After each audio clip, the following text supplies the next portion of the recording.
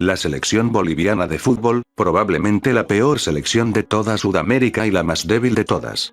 Sin embargo, oculta varios secretos y curiosidades, que al menos se le rescata a esta selección que se encuentra en una fuerte decadencia. Así que inspirado por estos icebergs, he decidido hacer un iceberg de la selección boliviana con algunos datos que pude encontrar. Así que comencemos.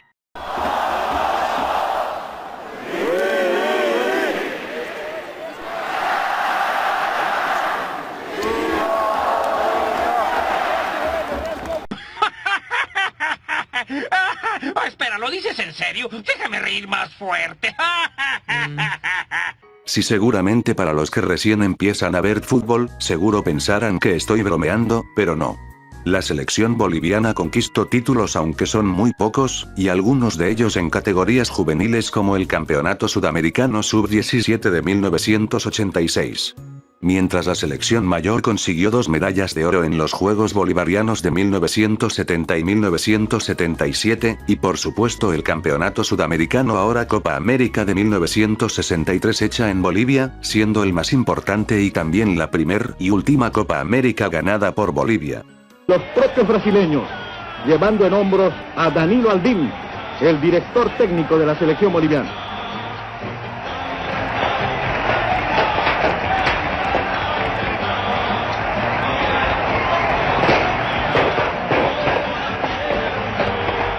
La vuelta olímpica en hombros de centenares de entusiastas. La entrega de la Copa América, portada cuidadosamente.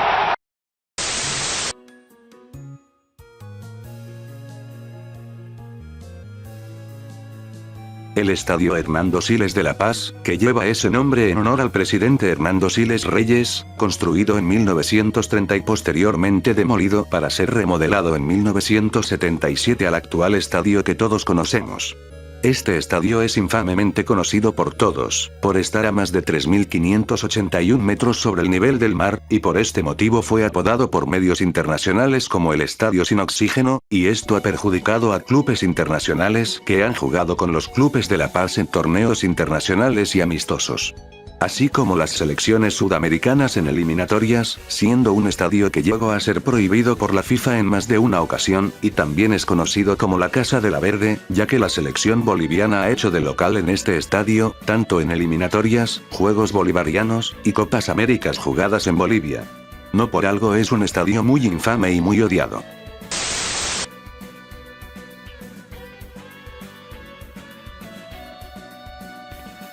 Si hablamos de las últimas victorias fuera de local de la selección, en el caso de las eliminatorias, y esto es lamentable, la última victoria fue contra Venezuela en las eliminatorias al Mundial de Estados Unidos 1994, partido que ganó Bolivia con una goleada de 7-1.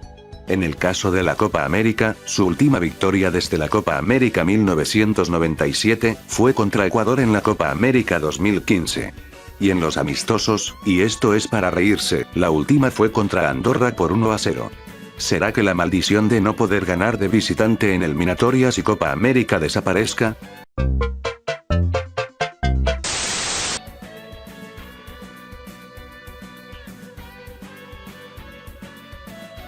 El primer partido en la historia de la selección boliviana, fue el 12 de octubre de 1926 en el Campeonato Sudamericano de ese año hecho en Chile, y su debut fue con Chile perdiendo el partido 7-1. ¿Un mal comienzo, no lo creen?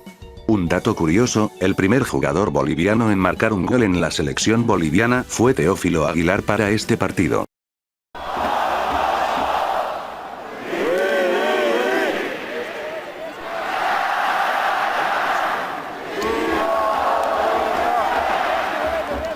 Seguramente no será considerado un rival, pero no cabe duda que es un partido que todos los bolivianos desean ver, y es con la actual campeona del mundo y de América, Argentina.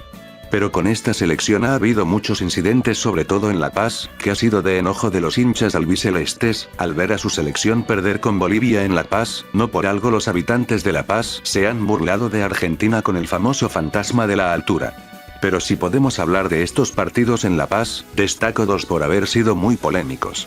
El primero fue en las eliminatorias al Mundial de Francia 1998. En 1997, el partido que acabó con victoria de Bolivia por 2-1, uno de los incidentes fue que el arquero Nacho González de Argentina, agredió a Demetrio Angola, lo que provocó una suspensión de 3 fechas, y el más polémico, ocurrió cuando minutos antes de finalizar el partido, el jugador Julio Cruz, fue a recoger la pelota que se encontraba cerca del banco de suplentes de Bolivia en el cual se encontraba el ejército boliviano. El jugador argentino provocó a los de la banca de suplentes, lo cual molestó a los jugadores bolivianos quienes salieron a confrontarlo. En eso el argentino recibió un puñetazo que le dejó un tajo en el rostro por parte de José Trujillo, y esto provocó una pelea de los jugadores argentinos contra los del ejército boliviano.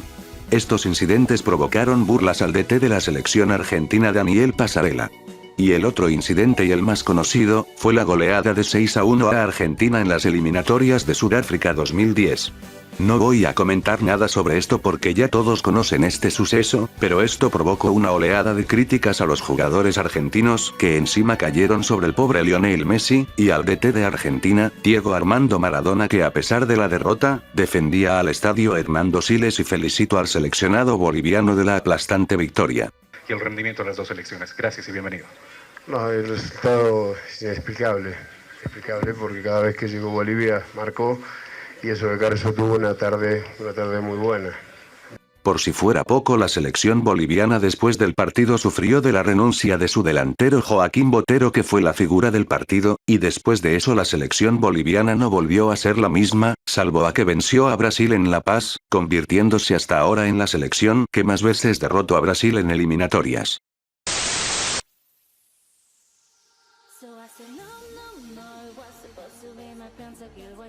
Muchos deben saber de esto, pero la primera derrota de la selección brasileña en la historia de las eliminatorias, fue a manos de la selección boliviana en las eliminatorias del Mundial 94, victoria que fue clave para la clasificación del seleccionado nacional, que derrotó a la selección que un año después sería la campeona del mundo, por 2-0, con goles del Diablo Marco Etcheverry y Álvaro Peña. Este partido marcó un antes y un después para ambas selecciones, sobre todo para la selección boliviana, que provocó una fiesta de los aficionados y que fuera mencionado en muchos reportes del mundo como CNN y el New York Times. Historia pura para este partido. Nunca había perdido Brasil en una eliminatoria. Cayó hoy ante Bolivia y aquí en La Paz. Bolivia al frente, buscando el Mundial de Estados Unidos.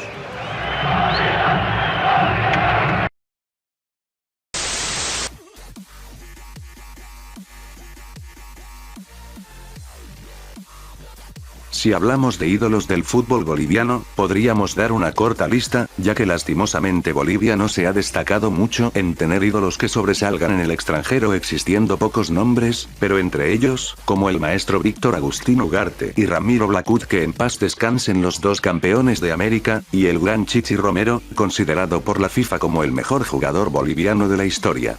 Otro sería la mayoría del plantel mundialista del 94, como lo son Erwin Platini Sánchez, Marco Etcheverry, Milton Melgar, los hermanos Castillo, Julio César Valdivieso, y Juan Manuel Peña. Y si hablamos de actuales futbolistas, están Joaquín Botero, considerado el mejor delantero de la selección boliviana, Ronald Raldes, y Juan Carlos el Conejo Arce, y también del máximo goleador de la historia de la selección boliviana, Marcelo Moreno Martins. Hoy en día muchos de ellos ya están retirados, y algunos fallecieron, pero esperemos que salga algún otro crack que pueda regresar una nueva ilusión.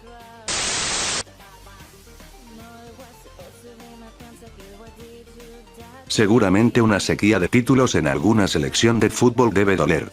Y esto ha sido con Bolivia y Paraguay. Si bien estas selecciones han tenido sus momentos de gloria, y otros que han sido arruinados, pues estas dos selecciones disputaron un curioso certamen amistoso que se disputaba ida y vuelta, conocido como Copa Paz del Chaco. ¿Y qué es esto? Es un certamen creado con una intención de conmemorar la paz que sostuvieron ambos países tras el fin de la Guerra del Chaco. Y ambas selecciones disputaron amistosos para ver quién se quedaba con el trofeo. De por sí muchos vídeos de los partidos se encuentran disponibles, pero hay algunos que se volvieron lost media, como la edición disputada en 1999, ya que no se sabe cuál de las dos selecciones fue la campeona, pero algunos creen que fue Paraguay el vencedor. Y ya para terminar, la selección paraguaya se quedó con el trofeo en 8 ocasiones, y Bolivia en 3 ocasiones. Hoy en día este torneo ha sido descontinuado, siendo 2011 la última edición.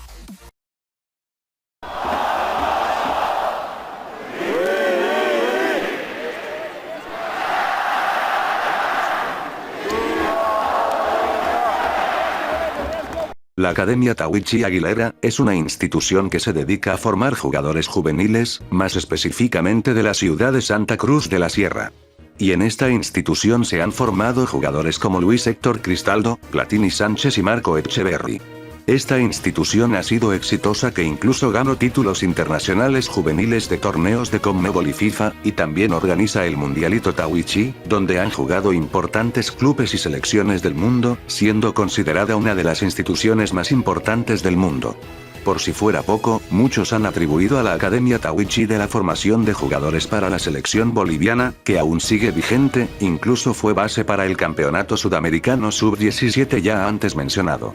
Siéndoles sincero, desearía que las otras ciudades de Bolivia hagan lo mismo, formando jugadores, así el fútbol boliviano evoluciona y no dependa tanto de la Academia Tahuichi. Hace 35 años, es decir en 1980 y después de su fundación, la Academia Tahuichi Aguilera no tardó en causar un fuerte impacto en el fútbol boliviano, alzando su primer título nacional infantil apenas un año después de su creación. Era el principio de algo grande.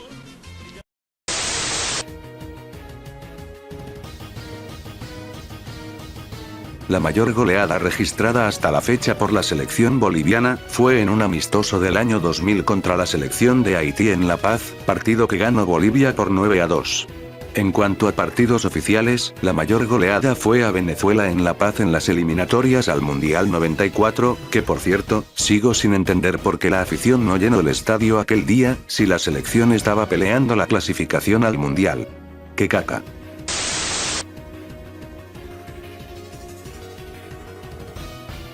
La selección boliviana ha participado en mundiales de la FIFA, en el caso de la Sub-17, participó en China 1985 y Canadá 1987.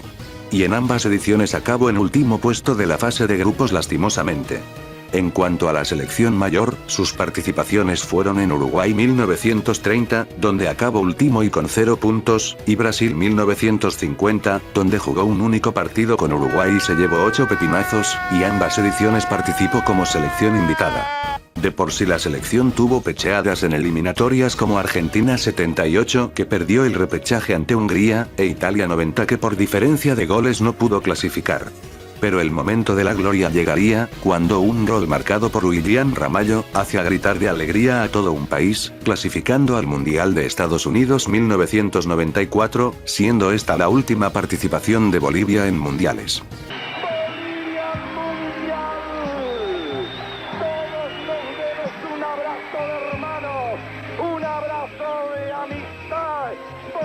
Querida, mi patria amada está en el mundial, esta patria que luchó, que guapeó, que ensayó y que intentó y lo logró.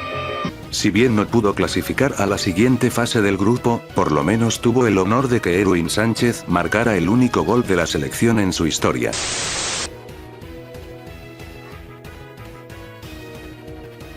La selección boliviana tiene musicales dedicados a ella, y algunas de ellas son, Viva mi patria Bolivia, que es una música que se hizo popular en 1963, mismo año del título sudamericano. ¡Viva mi patria Bolivia!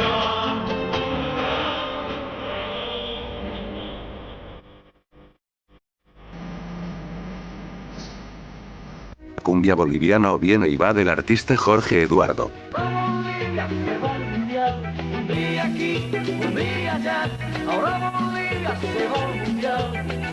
Adelante Bolivia, que tiene 2 versiones, compuesta por Bolivia Band.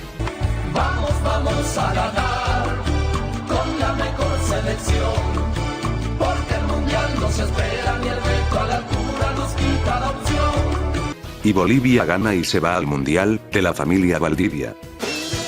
Se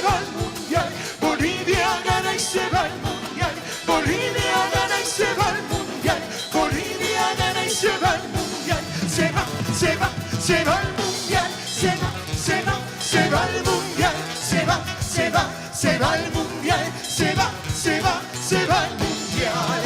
Por cierto, algunas de estas músicas no las puedo poner por más de 8 segundos porque ya saben cómo es YouTube con el copyright, y si me falto alguna me lo dicen en los comentarios.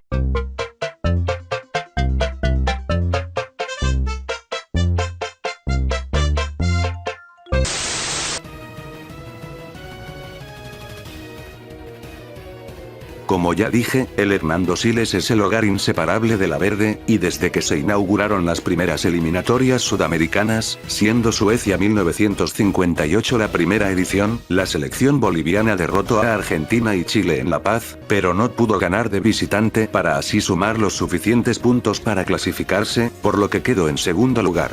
Luego en Chile 62, eliminatorias que fueron muy curiosas, porque solo participaron 6 selecciones, Bolivia se enfrentó únicamente a Uruguay, acá es donde Bolivia empató en casa, y en Montevideo perdió 2-1.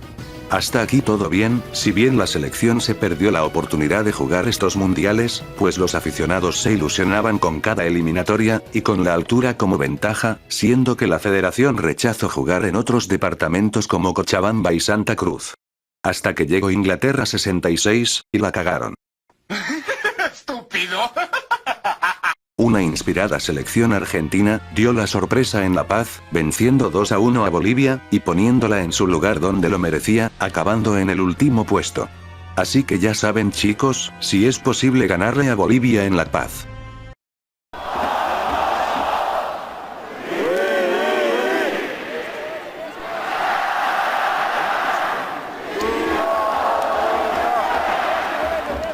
El partido inaugural del Mundial 1994 fue Bolivia contra la vigente campeona defensora Alemania. Este partido es considerado por todos los bolivianos como un partido histórico, y como la mejor actuación de la selección boliviana, ya que jugó un partidazo a la selección de Alemania, y un partido que estaba parejo. Lo malo fue que Marco Etcheverry, que fue convocado a última hora tras recuperarse de una lesión, no pudo lucirse y terminó expulsado minutos después de haber ingresado, por lo que su entrada pudo haber cambiado el rumbo del juego, que lastimosamente acabó con derrota boliviana por 1-0. Este partido tuvo la particularidad de que, en Estados Unidos, país anfitrión, no transmitió el partido en vivo, en su lugar transmitieron en tiempo real la persecución al exjugador de fútbol americano y actor, O.J. Simpson, que en ese tiempo fue acusado de criminalizar a su esposa y a un amigo de esta. Pero ¿qué quieren que les diga? A ese extremo llegó el disgusto del fútbol en Estados Unidos.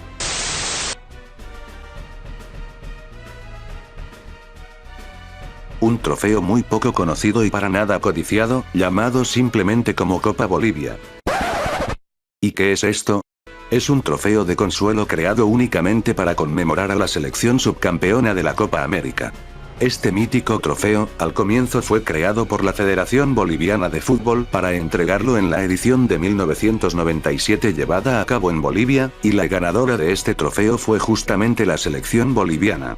A la Conmebol le gustó mucho la idea, que decidió seguir entregando este trofeo a las siguientes selecciones que fueron subcampeonas de la Copa América, siendo el portador actual del trofeo Colombia.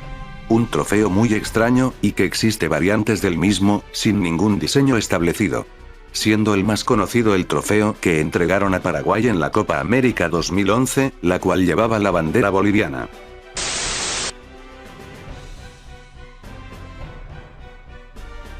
El cambio constante de directores técnicos de la selección boliviana es algo que se ha vuelto costumbre, sobre todo en los últimos años, y esto se ha debido a razones que todos ya saben, como los malos resultados, los convocados, y el pobre rendimiento del equipo, o simplemente por motivos de fuerza mayor, como el DT se ve obligado a renunciar a su cargo. Si hablamos de la última vez que Bolivia pisó un mundial, que fue el técnico Javier Azcargota aquella vez, Bolivia después de eso, tuvo a 31 entrenadores. Y de esos 31 entrenadores, destaco a Antonio López, que, si bien logró el subcampeonato de Copa América, no pudo llevar a la selección al Mundial de Francia 98, y duró desde 1996 hasta 1999.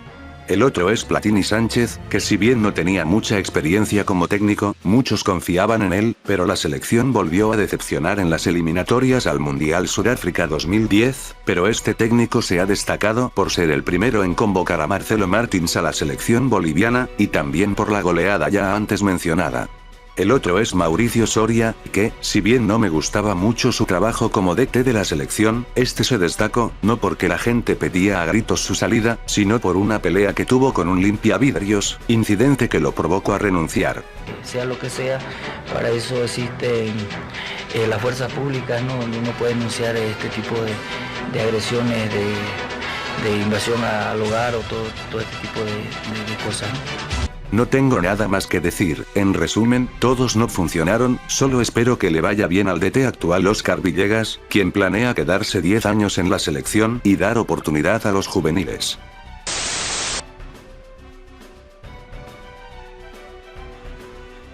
Las malas rachas, esto no hace falta mucho que explicar, porque resumiendo lo que dije anteriormente, las malas rachas que tiene la selección boliviana son demasiadas, destacando la última victoria de visitante en eliminatorias, no pasar a cuartos de Copa América desde el 2015, así como llegar a una final, el no poder clasificar al Mundial, y puros cambios de entrenador, que ninguno da los resultados esperados. Y así un sinfín de malas rachas, pero esto sería tema para otro video.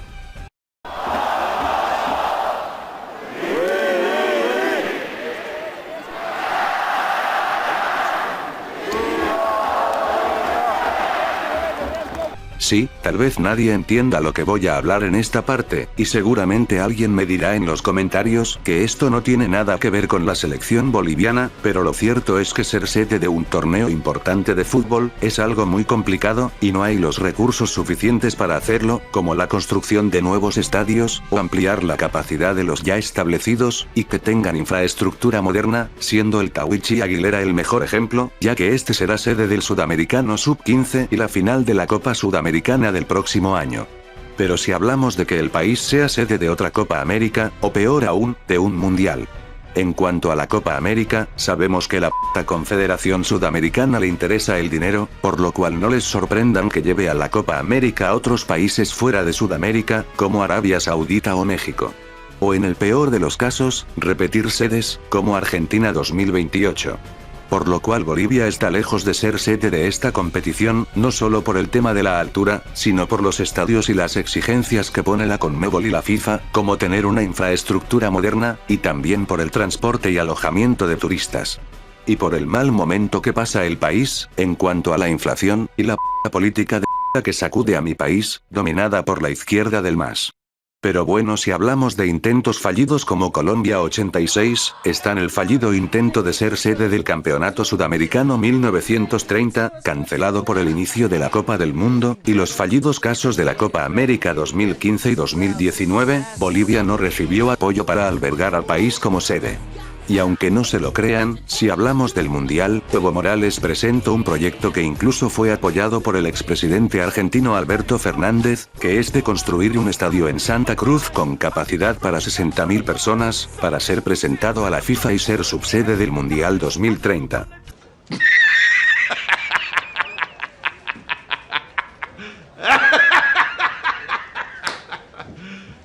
You serious? Pero por razones dichas en el video de Juan Pablo Zaracho, la FIFA le valió el sueño de los sudamericanos, y puso a Portugal, España y Marruecos como sedes del Mundial 2030, mientras que Argentina, Uruguay y Paraguay serían sedes de los partidos inaugurales. Triple H, di lo tuyo. Tremenda cagada. Menos 10 sobre 10 y ZZZ.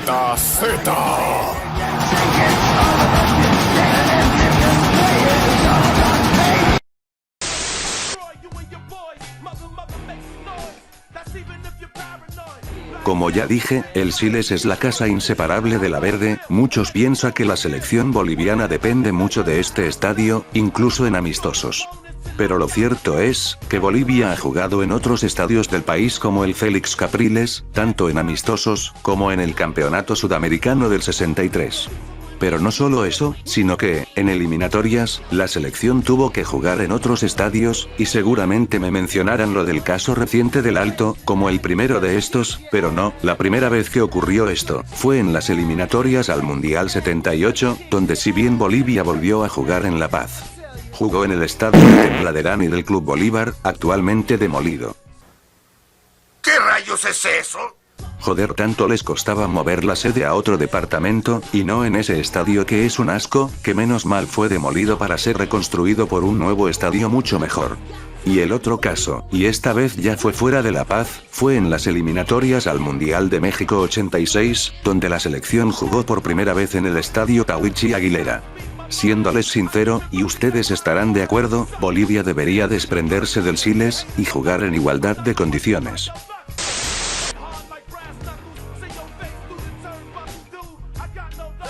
Esto será tema de debate, pero no cabe duda que la década del 2020 para la selección boliviana es una mierda.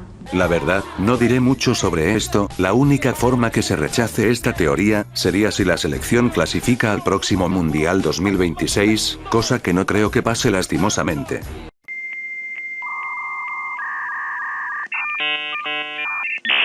Pero, para resumir, Bolivia da pena en la Copa América 2021, queda penúltimo en las eliminatorias al Mundial de Qatar 2022, Bolivia da pena en estas eliminatorias, Marcelo Martins pierde rendimiento y se retira, y por último da pena en la Copa América 2024, y ni que hablar de los amistosos, con puras selecciones de bajo nivel, y algunas les dio duro a esta mediocre selección, que sigue en decadencia. Pero bueno, saquen sus propias conclusiones, y pasemos al último nivel.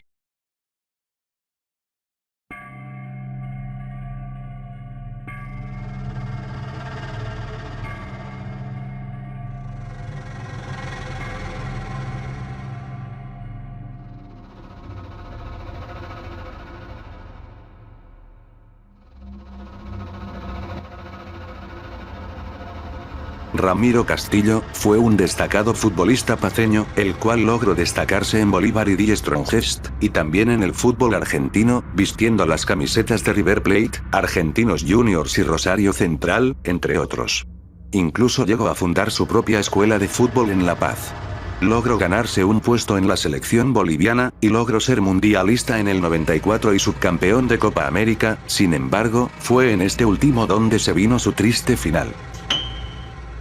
Minutos antes de comenzar el partido final, recibió una llamada de emergencia de su esposa, quien le informó que su hijo José Manuel sufría de hepatitis, por lo que fue internado de emergencia en un hospital, por lo que abandonó las canchas aquel día. Sin embargo, una noticia conmovió antes del inicio del partido a todo el público. Ramiro Castillo dejaba sorpresivamente el escenario para atender a su hijo que estaba enfermo. El niño falleció a causa de esta enfermedad, lo que causó un deterioro mental muy fuerte en Castillo, y una fuerte depresión. Muchos de sus amigos intentaron ayudarlo, pero solo parecía empeorar las cosas, pero por lo que cuenta su familia, días antes de su fallecimiento, parecía recuperar la cordura, y dio muestras de haberlo superarlo. Sin embargo, una mañana del 8 de octubre de 1997, su cuerpo sin vida y atado con una corbata, fue encontrado en la cocina, junto con una carta que dejó para su esposa, lo que dio indicios de una lamentable pérdida para el fútbol boliviano, y para su familia y amigos. Incluso muchos creen que, si no hubiera sido por su ausencia en aquel partido tan importante, la historia hubiera sido otra. Igualmente, este suceso tan triste, lo considero como uno de los momentos más tristes del fútbol boliviano, y del seleccionado nacional. Y con esto terminamos el iceberg. Se acabó. Y bueno amigos, esto ha sido todo. Denle me gusta, compartan y comenten, que no cuesta nada. Antes de irme, quiero dar unas aclaraciones. La primera es que este video, junto con el de Friday Night Funkin', son los primeros que subo en mi nueva laptop mucho mejor, por lo que tendrán Pokémon Platino en mi canal secundario. La segunda es que ahora con mi nueva laptop, voy a usar el Photoshop e Illustrator para las miniaturas y tendré nuevos renders de mi avatar. La tercera es que seguiré usando el Camtasia 9 para mis vídeos, pero ustedes si desean me pueden recomendar nuevos editores. Estaba pensando usar el Filmora 9, aunque lo malo es que es lento para renderizar los vídeos, y tal vez me cueste renderizar los futuros icebergs si lo llego a usar. Y el cuarto y último, este posiblemente sea el último video del año, tal vez suba uno en diciembre, y la razón es por los estudios que me mantienen ocupado, así que subiré Pokémon Platino en mi canal secundario, porque son más fáciles de editar y subir a YouTube. No tengo nada más que decir, nos vemos hasta la próxima, buenas noches.